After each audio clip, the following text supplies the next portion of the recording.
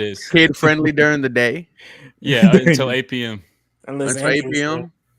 p.m. What happens then? Then it gets lit. Just think like Might be an all day thing if we win. that's exactly what I was talking about. I mean, can you imagine if we pull off the upset and we're at Tejas Brewery and everyone's just slaughtered and the DJ's playing some funk, right? And we're gonna have a great night, right? Because last time Stressens was drunk by the end of Yes. the first quarter. Yes. Um, every time he popped up on the show, he was just like, "Wow!" And then we also got some better equipment coming for the watch party. The guy who does the Twin Toros podcast with me, he has a mobile setup, and we'll have hopefully some better audio and better camera because it did look a little choppy. Well, at least we won't have somebody unplugging everything. Yeah, Andrew. Yeah, Andrew. I'm calling him out because that was crazy. But what is going on, everyone? And welcome to another edition of the Houston Texans Roundtable. Guys, you know what's going to happen in a couple of days. The Houston Texans, Arrowhead Stadium, 3:30, the Evil Empire. There is no more, I can't believe they're choosing us to lose this game. No, there's a reason why we're 9-point underdogs. But before we get into it, we got Harley. How's it going, boss? Doing all right, man. AD, how's it going? Man, excellent. And Stressing, what's going on, OG? We blessing, baby. Feeling good. We are blessing. We're feeling good. Before we talk about the Kansas City Chiefs, on Saturday, the Houston Texans beat the absolute HE double hockey stick out of the Los Angeles Chargers.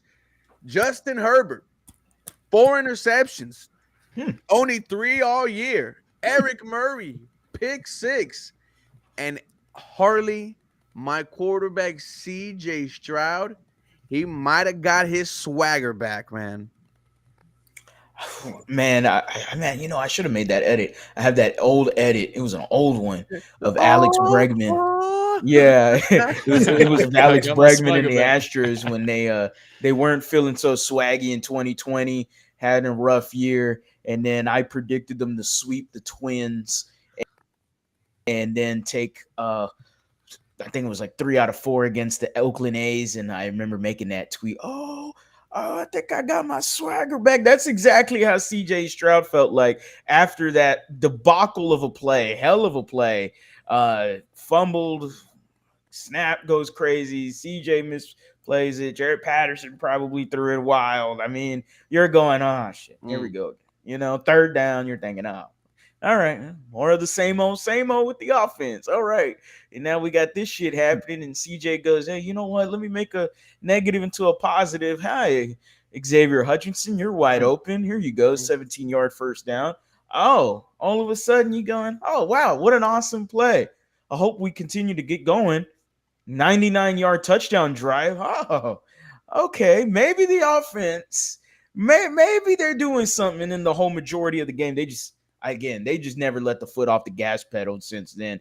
It does help that the defense got turnovers and the touchdown with it, but the offense just never let up. I mean, there was other circumstances where you thought they would have. They never did. Even with a 2nd and 40, that weird down. It was super weird. They still got a field goal out of that, man. So, I mean, man, I was very proud of this team and very proud of the offense. And AD, what was your reaction to seeing that? Because up to that moment, nothing was going right for the offense. I mean, we thought like the Texans offense was just gonna go scoreless the entire game.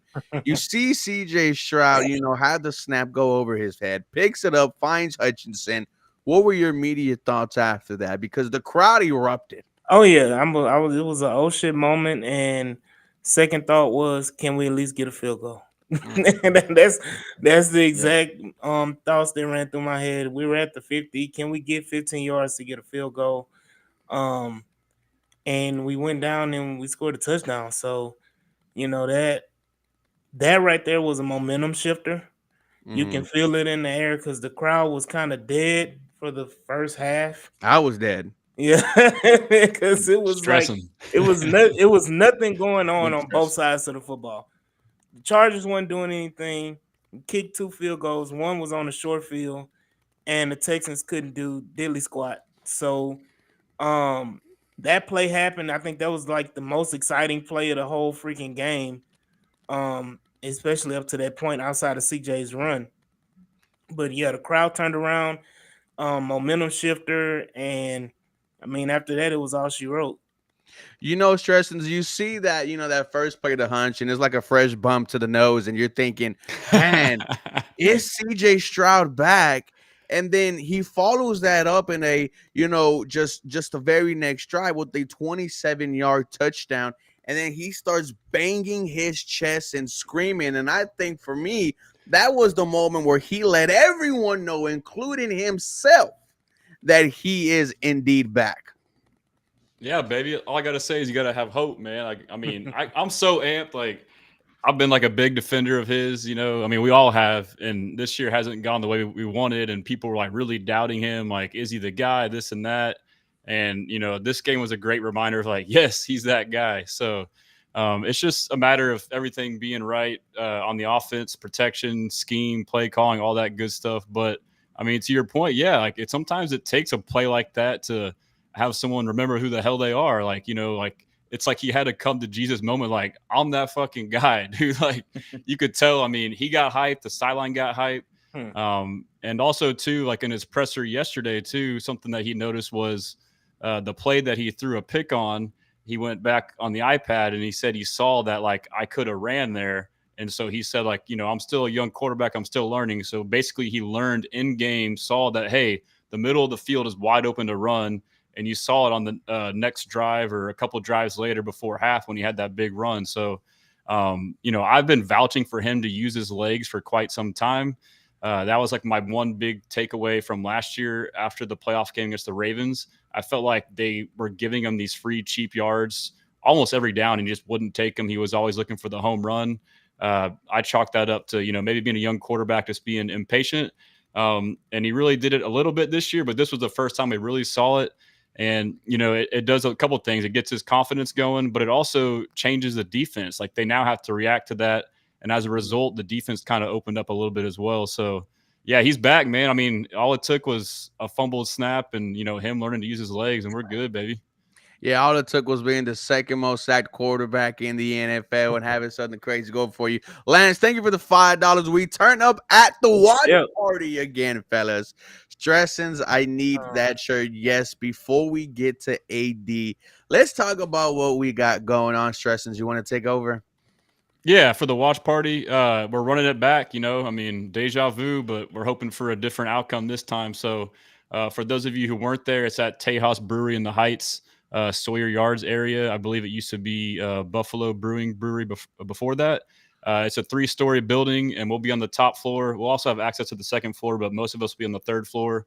It's got probably one of, if not the best view of downtown. They have great beer. They have awesome food. Ruben, myself, Harley. I think AD unfortunately has prior commitments and can't make it, but we'll be on the live stream as well. I will have some shirts that'll be selling after the game. And that's pretty much it. We got Crenshaw and Kenneth the Messenger who'll be performing their song before the game. And I mean, just good vibes. Last time Aziz showed up, hopefully like maybe we might get another guest appearance. Who knows? Maybe Stephon Diggs. We'll have to see and wait what happens, man. Okay. But yes, I am very excited for this. Last time, I believe we had over 300 people in the building. And I'm pretty sure if it would have resulted in a Houston Texans victory, the place would have erupted right after. But hey, it's against the Kansas City Chiefs again. Hopefully we get our lick back and hopefully we're celebrating. But yes, we will be there this Saturday. I'm going to try to get there pretty early. Hope y'all can make it, man, because, to see so many content creators out there, to see the people that we talk to every day on Twitter or Instagram, Facebook is really cool, to put a face to a person. So, dude, shout out to everyone who pulled up. I can't wait for more. AD, Well, you had well, something. real quick, Ruben. That's the point of all this, in my opinion, is for Yeah. us to connect. I mean, we all interact with each other daily, you know. So it's kind of cool to we had this community to meet in person and watch the Texans together. So yeah, I second that. And the food's pretty good too, Oh, actually. it's damn good That pizza, from a fat guy. hey, Hey, hey, that hey, pizza brought me back to highly life. I was recommend. a little slaughtered, and I ate a couple slices. I was like, all right, let's go. The wings were underrated. Really? That's some of the best wings in the city. Yeah, I need to try them Okay. next time. Shit. Okay, I'm gonna have to try that yeah, out, man. Yeah. How about yeah. next time we go food first, then beer? Yeah. Because we started with Solid base That is layer. true. Oh, we we went beer. started We had pictures on slamming. pictures. Dude, whoever bought the first picture, then all of a sudden one just kept on coming just right after. And I was like, oh my God. I bought one. Chef bought one. It's just every time we looked up, it was a picture on the table. That just goes to show you, man, the fact that we're able to, share food with each other, drink beer with each other, man, just goes to show that, we all love each other and we all, want the best for everyone at the end of the day. But going back to the game, AD, CJ Stroud put the Superman cape on. Mhm. And we needed to see this because after the unfortunate injury to Tank Dell, lifeless from the Houston Texan offense after that. Then against the Baltimore Ravens, once again, lifeless. This was an entirely different Houston Texan offense, and it started with CJ Stroud after that play to Hutch. Yeah, I mean that run that Stressens was talking about. You were talking about. You like he's arrived. I want to take a quote from my guy Mike, who was in the DM one time. He said, "I'm me." Ooh. So, but definitely, CJ Swagger was back. CJ performed well. I'm more excited about the run game performing the way they performed at the end of the game, Mm. and the running game and a line getting their swagger that they've never Mhm. had the whole season. But finally getting some semblance of a swagger. Titus Howard, Laramie Tunsil, He was actually happy. like blocked well in the run game. He had a good game. So all of those different things, yes, CJ Stroud definitely was needed. I think that play was more needed for him and his confidence than anything else. And he kind of his play showed it the rest of the game. He was confident in his throws. He didn't, he wasn't, what they call it, quick feet in the pocket. Mhm. Happy feet. Happy feet in the pocket. He didn't have that. Mhm. So he was definitely trusting his line, trusting the offense. And shout out to Bobby Slowick for actually calling quick game and, Bob with and the getting the fade. ball out of his hands. Hey, when he does good, you call him Bob Slowick. That's what I've been doing. Did he have a fade or no? Yeah, hold on. That's one of two issues I had with All right, Bobby talk Slowick to me. play Talk to calling. me. The fade route that he had was to goddamn Dalton Schultz. Why would you throw a fade to Dalton Schultz? On What Derwin Derwin James James, the in best coverage? cover Yeah, safety there in the you go. league. Like the second one was calling that freaking 3rd and 1. halfback I pass. knew it. I knew it. That's the one. Yeah, And that's the one where I was just pissed about. Like, what are you yeah. doing? But Killed then all the they, momentum. Hold but on. then they got it back later Yeah, on. they got it. They got it right back the next play.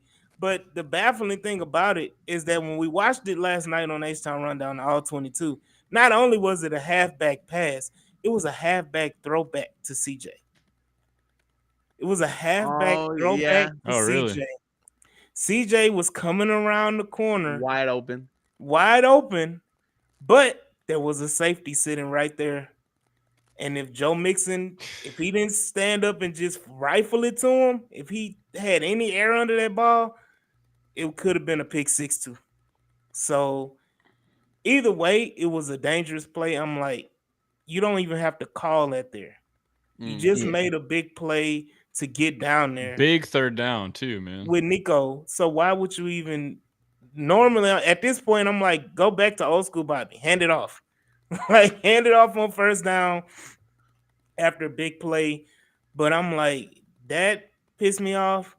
And of course, the fade to Dalton Schultz. That And dude, that route too by Schultz, like it was like a wheel route, but like he didn't even Yeah. run it out and up. He didn't even like fake block the guy. It was like the weirdest route. It was just trash, dude. Let me say this: if it was Nico Collins would have caught it for a touchdown. Because it was not a Yeah. bad ball. It was It a was good ball. It had to be a absolute perfect ball for him to like Mm. maybe catch a touchdown. But I agree, it was actually a pretty good ball. Derwin just made a hell of a play in the ball, and honestly, Schultz isn't the most aggressive at the catch point. He didn't really go up for it. Yeah. Oh, he's lazy. That's Dalton Schultz. Come That's on. Dalton Schultz. He got paid, and yeah, I'm not gonna keep on going in on that, man. I'm convinced he's hurt, dude. Nah, he gets 3 or 4 His catches. feelings are hurt like Deontay. Yeah. I mean, and then let's get to that. Houston Texans, they waive veteran wide receiver Deontay Johnson. Now, my first reaction, I tweeted, I don't understand what's going on. Then 5 minutes later, we found out why, Harley. And that was not only was he lining up wrong, while he was out there on the field, according to guys like Big Sarge, Landry Locker, and Cody Stutes, he was visibly upset in the locker room after the belt to ass whooping on the Los Angeles Chargers. And captains Aziz Al-Shire and Joe Mixon had to calm him down. I'm guessing Nick Casario saw that and was like, yep, it's raps. And like D'Amico Ryan said, it didn't work out on the Kansas City. But your thoughts on, Deontay Johnson just wasting a prime opportunity, in my opinion, for him to, find himself a role on this team, not only for this postseason, but potentially next year also. What really hurts is like just looking at it, like taking it a Texans fan mindset out of it. This hurts him in terms of the rest of the 31 teams in the league, or considering I maybe say 27 or 28, however many that he jumped past through this year. I mean, he went from Panthers, Ravens, Steelers, Ravens, Texans, Ravens. Like he's a cheese tray. Everyone he's just a cheese tray, you know what cheese tray is? Everyone gets a piece of the cheese tray, that's all he is. And unfortunately, it's some nasty cheese because the cheese ain't coming well, man. It's unfortunate because we do know that man, he can run routes. Like that is one thing about Deontay Johnson. He can run routes. He can route them up with some of the best. I'm gonna be honest. The dude is a really good route runner. But if your head ain't into it, man, pause. But I mean, if you ain't got the right head or the right mindset, I mean, come on, man. You already know D'Amico Ryans. He mentioned this from his introductory press conference, man. Like he talked about the team and the identity of his team and what he wants guys to follow, a certain line that he wants them to follow. And I mean, come on, you mentioned it. You got captains over here trying to console this dude. He's upset after a big playoff win. Like, so you don't give a damn about a Super Bowl, my guy? Like you don't give a damn about the bigger picture? Like I always like, man, I'm like, man, I don't give a fuck if the person behind me is playing better than me, then bench me. Like let him start. Like I'm always about winning. I want to win the game. I do not give a damn about stats. Is he upset? Oh well, boo-hoo. Cry about it somewhere else. You're now a Raven again for a little compensatory pick. Who knows what happens there? Whatever. Good riddance. He's what every NFL fan thought was going to be Stephon Diggs, and that just did not happen. And hey, it is what it is, man. It sucks considering the wide receiver depth. It sucks. Go ahead, AD. Like that hurts. Like Carly said, the depth we don't have at all. I mean, we just signed, knee killer, Jared Wayne, to the active roster. The knee killer, the Like, nickname, who? elite nickname, Bro. just not for the right team. And then you lose Case over the IR, so you lose a weapon at that. And is the fact that his introductory interview, I don't want to call his press, it wasn't a press conference, it was him in the locker room when they signed him. He stated that he was a team first guy, he's all about the team and everything like that. It was just bullshit. It was just, you just lied. You just straight up lied. And then you come here and you're doing everything for yourself. Like you want, and let's be honest, he wanted to play to get his numbers up so that he can get a contract. What happened? Well, No, Lance with the $5. Johnson's a Raven plant. He went to 4 different teams and got info for the Ravens because he back with the Ravens now. Stay woke. Now, listen, if anyone believes in plants, it's myself. I had to prove to Harley that there is a Houston Texans industry plant still there right now. I'm not gonna let you know who it is. You could figure it out. But We'll talk crazy about it after. crazy conspiracy theory. Would it surprise me? Absolutely not. Neat killer is crazy. It is. It is It is, crazy. it is, James. But New shirt. yeah, no. Jared Wayne, the knee killer. Does Wayne get one of those T-shirts? Yeah. You think they gave him a Tank Dell shirt? Oh, Man. I mean, he has to feel terrible though. That's crazy. That's fucking funny. People talk about CJ crying. He was crying too. He thought he was about to be cut. I would be. Nobody give a fuck about no Jared Wayne though, man. Watch him make a crazy play. Yeah, some redemption coming. He's gonna get the Right, game right. winner. It's just- Some it's gonna be stupid ass something. 3rd and 11, and he gets like a 17-yard first down or something. What's crazy is if it's like a tied game or a close game, and he ends up catching the game-winning touchdown. You remember Vincent Smith against the Eagles? It's gonna Yeah, be I like was just that. about to bring it up. What a pool, Dude. Oh, man. And then and then Tyrann Mathieu happened later that game. But moments like that were great. All the media is saying, talking trash, saying Chiefs will blow out the Texans. Well, look, they have a right to talk about that, right, Stressens? Because this is the back-to-back Super Bowl champions looking to get their 3rd in a row, which will be NFL history. You got Hall of Famers all over the coaching staff, all over the field. I got no issue with the Houston Texans being considered major underdogs this week against Kansas City. I mean, it's the same as last week. Like initially you get pissed off, but then you actually kind of like it. Like you like being under the radar. You like being slept on. And honestly, like, I mean, I would think the Texans should be favoring this game if it weren't for like really it's all based off of last year. Like last year, the Chiefs looked not great, and everyone, including myself, thought they wouldn't do shit in the playoffs, but they somehow turned it on for the playoffs. And so, in my opinion, that's what basically people are leaning on to. Like they haven't, despite only losing 2 games, really just one legitimate game, they haven't looked impressive, especially down the stretch. They had a lot of games there that were very close that they could have easily lost, didn't play well. But I think, if we didn't have this pedigree or this history of them making runs like last year, people wouldn't be as high on them. But, I really don't know if that's going to carry over this year, to be honest. I mean, when you look into it deeper, they're not a very impressive team. I mean, they have a great defense who I think is like kind of regressing a little bit. That's not quite as elite. And their offense is not great at all, man. I mean, they don't really have any big explosive playmakers. They're kind of built like a boring way, kind of how the Chargers were. I mean, conservative bend but don't break defense. A lot of too high safeties, force you in methodical drives. And on the flip side, that's what they do on offense. They do methodical drives. They don't have big explosive plays. They spread it all around. It's not just a couple guys. It's basically they try and outsmart you and bore you to death. So I get it, but I feel good going into it.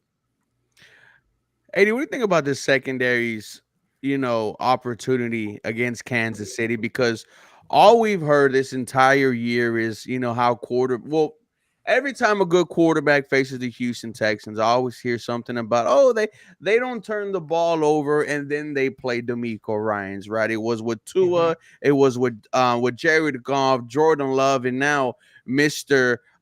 Justin Herbert. Your thoughts on the Houston Texans secondary against Mr. Pat Mahomes? Well, it wasn't even the secondary on the last Kansas City game because we did turn Patrick Mahomes over, and the refs took the touchdown away. Yep. So, people don't want to talk about it now, but definitely in that moment, we were all pissed at Tejas Brewery about that. But definitely, I do see Kansas City turning the ball over. That's acceptable.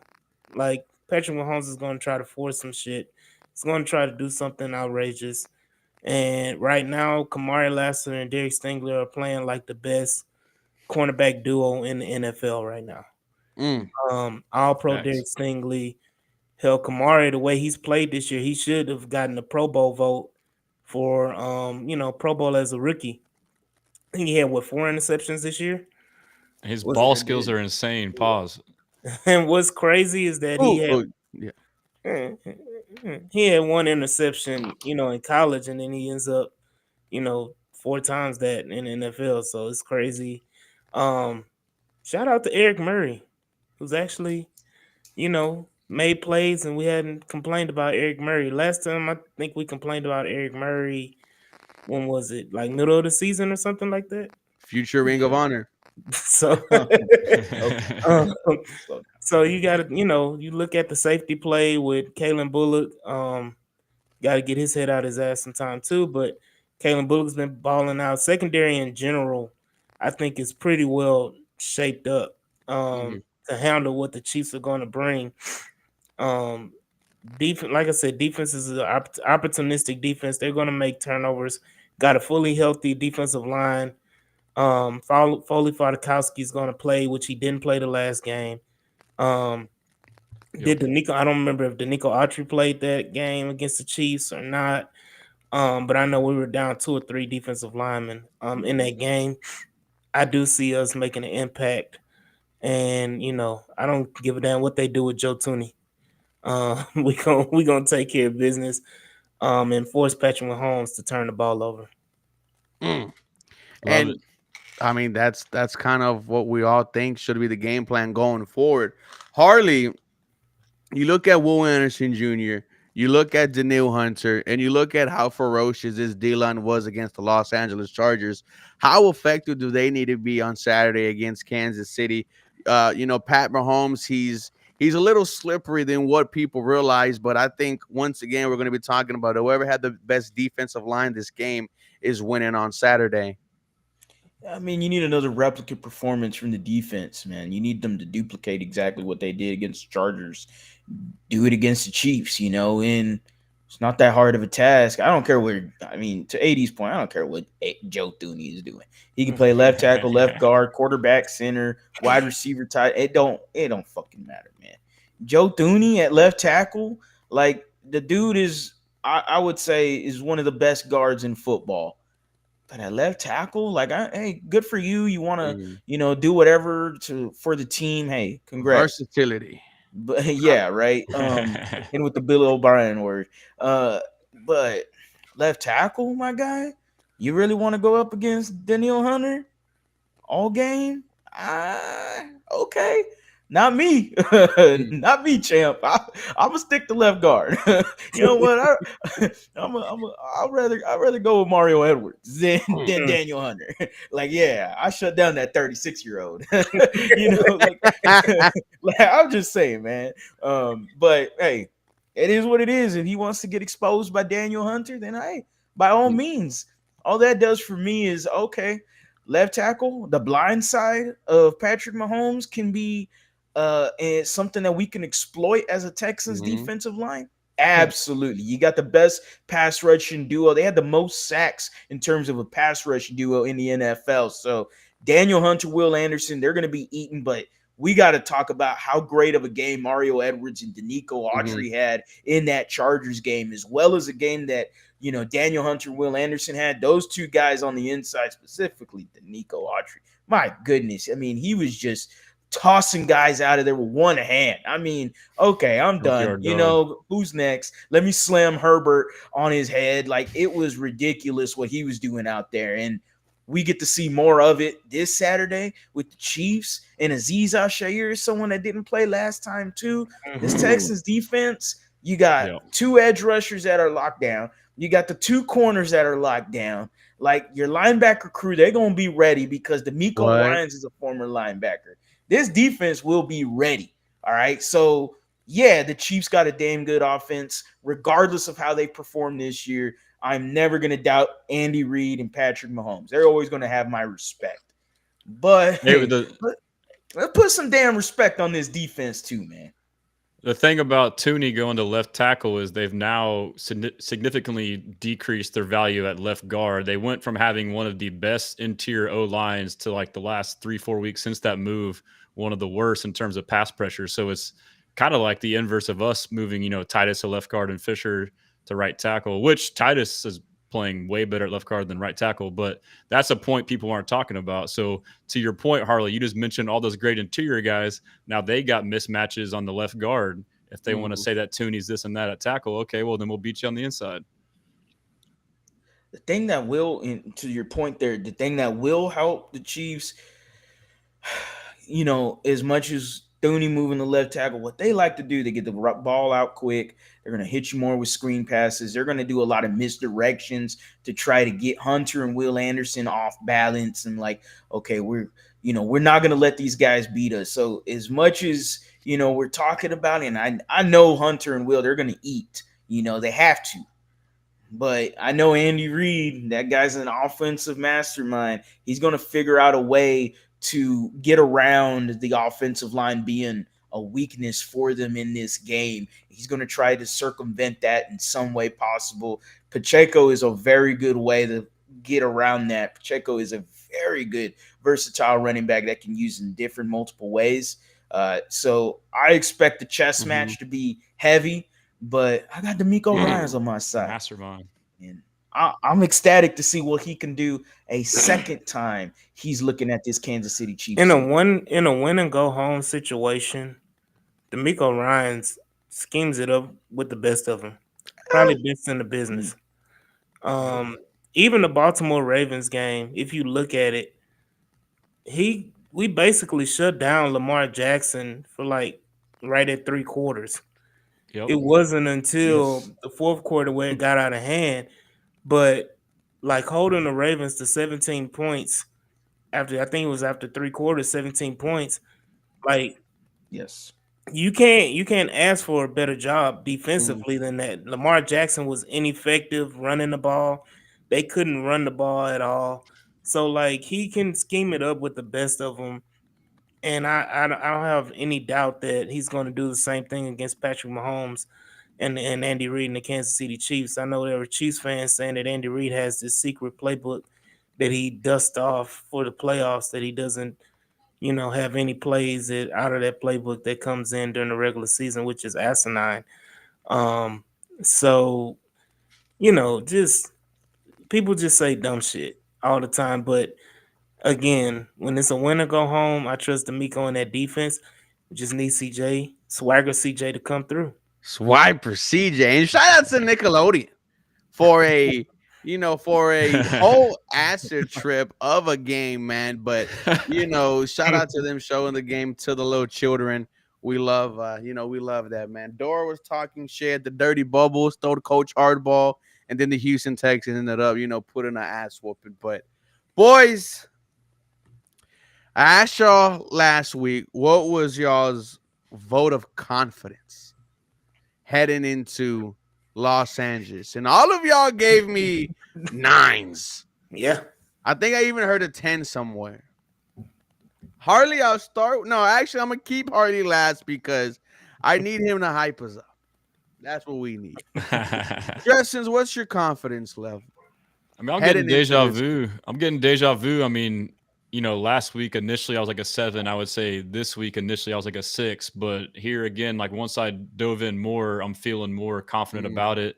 I would probably say 7.5 to 8. I would say 7.9. And really the reason why it's not higher is from what I alluded to earlier was just the pedigree of, I slept on the Chiefs last year and they just somehow flipped a switch. But I don't think that they'll do that. But I mean, to the points that y'all made, like AD said, we said this last week too, and this was a big reason why I was confident last week, is DeMeco Ryans is an elite defensive mastermind game planner for big games. I think that the Chiefs game and the Ravens game were pretty insignificant to the Texans as far as playoff standings, that we kind of had a vanilla game plan. I think he's always proven that he's more of a long-term, bigger picture guy. So he's not going to give you all of his wrinkles. The big thing was that Mahomes beat us on a bum ankle last time he played. I guarantee you he comes out with some kind of spy. So AD referred to the Baltimore game last year. We shut down Lamar because we came out with Christian Harris spying Lamar and he couldn't do shit. And really, in the second half, I don't think that really did much to us. They just kind of had these, I wouldn't say lucky, but methodical drives. They kept getting these 3rd and shorts, 4th and shorts. But so I'm confident with the defense. And then y'all mentioned it too. There's 2 big pieces that are critical to this defense. Probably the most two critical pieces. One is Ease Alshire in the middle, your captain of the defense. Y'all saw him on the mic'd up, making the play call on a certain coverage that they saw, which was the inverted cover 2, in which Eric Murray had the pick 6. And then Foley Fatukasi, a very underrated guy in our team. He's basically, our run stopper. And to me, that's a big key besides Mahomes scrambling, is stopping their run. So, yeah, I feel pretty confident. And then, honestly, I think it's a defensive game. I don't think we need elite prime CJ. I just think we need average to slightly above average offense, and our defense will take care of the rest. That's all we need. So I'll say 7.9. What? Give me a score prediction. I think it's 20-17, man. AD confidence level. Give me a score prediction at the end. How do you think the Houston Texans pull this one off on Saturday? With that devil emoji. 9.5, man. I'm gonna repeat what I had last year. 9.5 confidence out the ass. Pause. And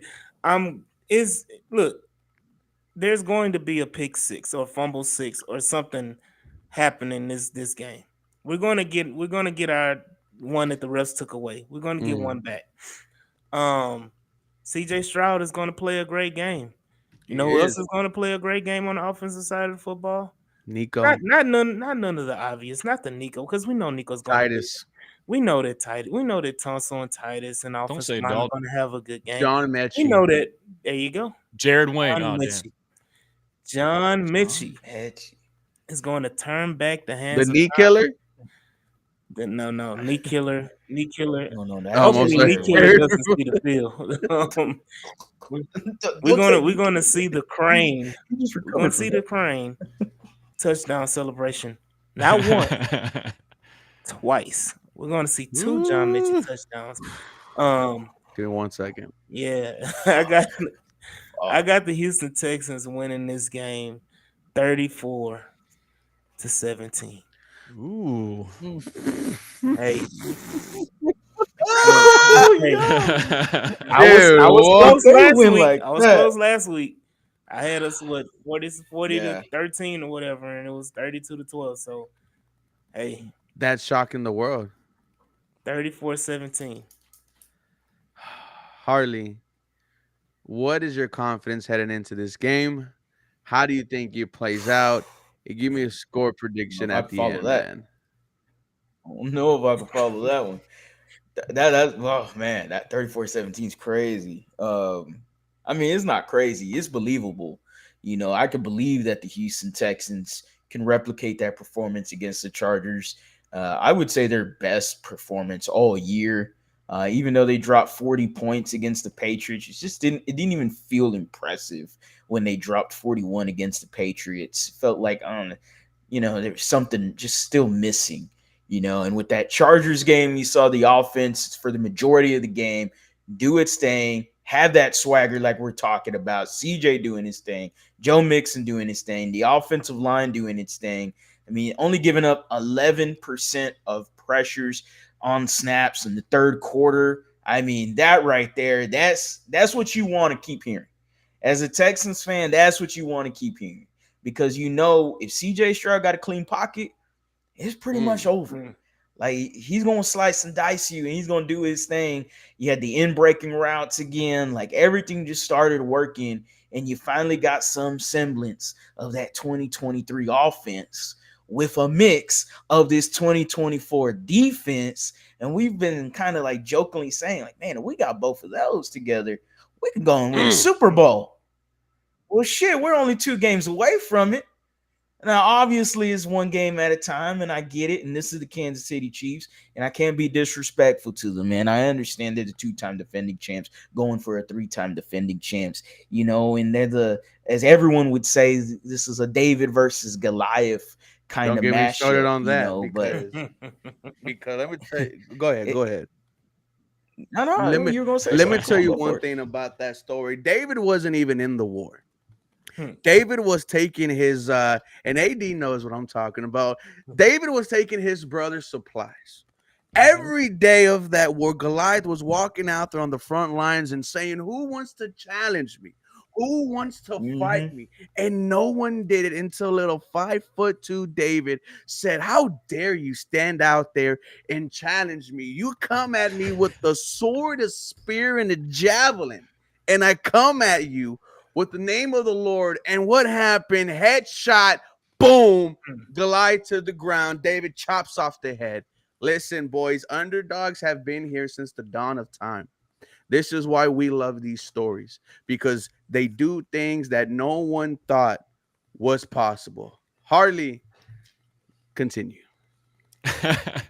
Hold up. I didn't I know mean, Ruben that was a story right disciple. That's there pretty is impressive, man. Hey, man, hey. Listen, that's the a those are the dark disciple. times. Those are the dark times. Those are the dark times.